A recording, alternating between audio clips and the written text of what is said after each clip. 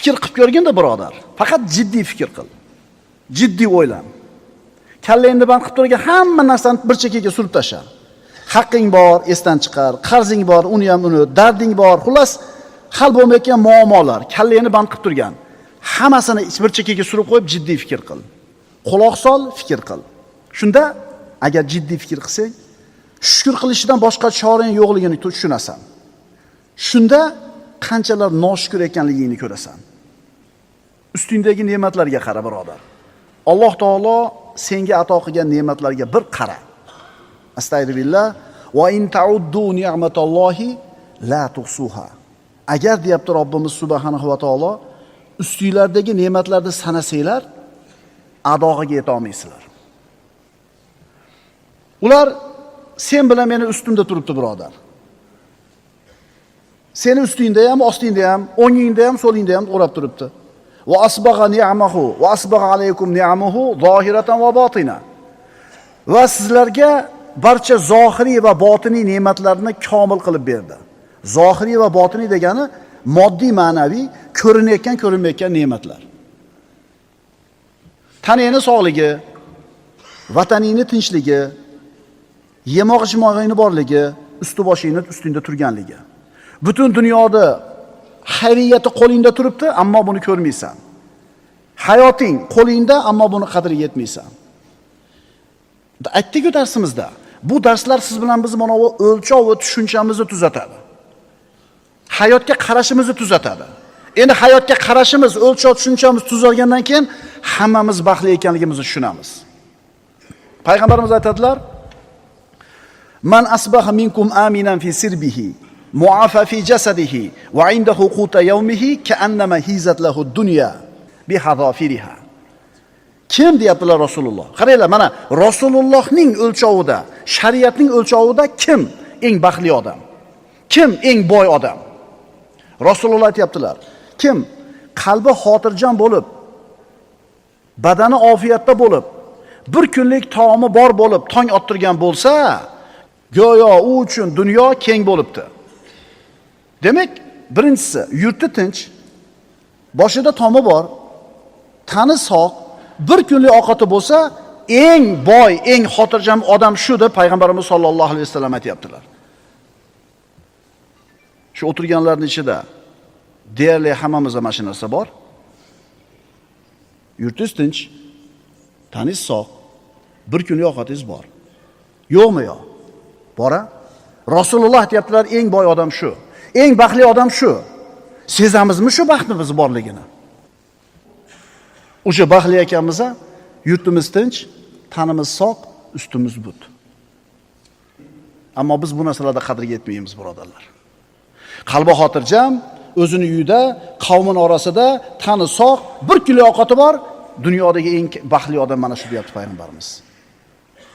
Birodar, ikki ko'zing ko'rib turibdi, tiling gapirib turibdi, lablaring qimirlab turibdi, ikki qo'ling ushab, ikki tog'ing bosib turibdi. Yutganing tomog'ingni o'tyapti, qorningga tushgani hazm bo'lib, oshchasi chiqib ketyapti.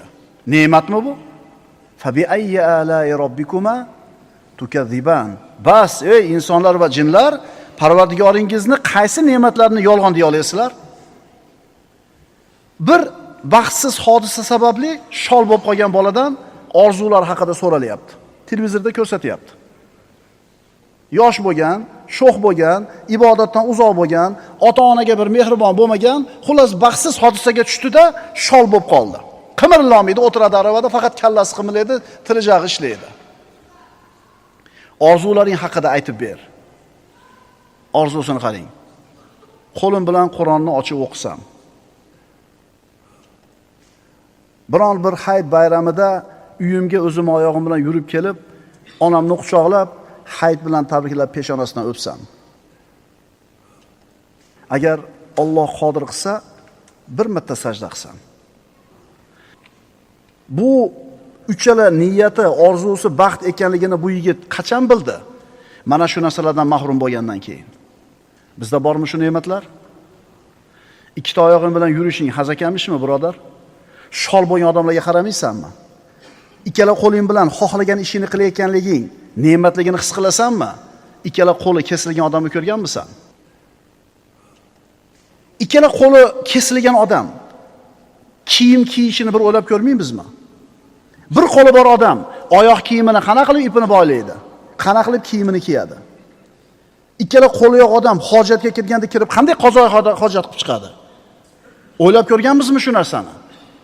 Ha, tishimiz og'rib kechasi bilan uxlamaganimizda, huzur halovatimizni yo'qotganimizda, ha, tun ham uzoq bo'lar ekan, qara. Sen bir uxlab o'tkazib yuborarding shu narsani.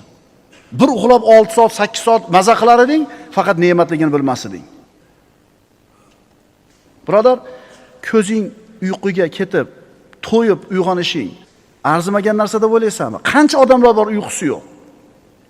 Alloh taolo aytayapti: "Va ja'alna nawmakum subata." Uyqularingizni badanlaringizga va asablaringizga orom qilib berdik deydi. 3 kun uxlamangda nima bo'lasiz? Bir kun uxlamangda ishga bormaysiz o'sha kuni. Ha desa, men kechqurun uxlay olmadim deysiz.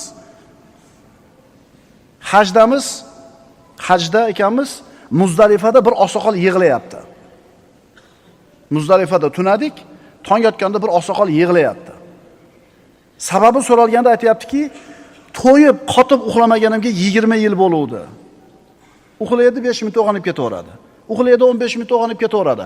Shunaqa kasalga chalingan odam Muzdalifada Allohning mehmoni ertalabgacha qotib uxlab, xursand bo'lganidan yig'layapti. Fikr qilinglar birodarlar, shukr qilinglar. Fikr qil, shunda shukr qilmay ilojing yo'q. Ko'ngling kustagan taomni istagancha yeyapsan. Ko'zingni quvontirgan ichimlikni xohlagancha ichyapsan. Qancha odamlar bor, bir dard yetgan tabib ko'rsatgan ovqatdan oshchasini yemaydi. Nima saqlaydi? Dieta saqlaydi. Parhez. O'sha bir ko'rgan birodarlarimiz aytib bergan edi. Juda ham badavlat odam deydi. Uyda bular ustalar ishlagan. Ustalarga juda ham chiroyli bir oziq-ovqatlarni qilib beradi. Ovqatlarni zo'rin tayyorlab beradi ustalarga. Ammo o'zi suvga qattiq nonni uyutib, shumib ishlab o'tiribdi deydi. Sabab Alloh bir dard bergan, shu qattiq nondan boshqa narsa o'tmaydi tomog'idan. Qulog'ing haqida fikr qilib ko'r birodar. Alloh seni karlikdan saqladi. Suvni sharqirab oqishini eshitasan. Yomg'irni tomchilari daraxtni barglari gulab shitirayotganligini eshitasan. Ne'matmi, ne'mat emasmi? Birodarlar, ne'matga to'lib turibmiz. Shuning uchun saodatning birinchi sharti fikr qil, shukr qil.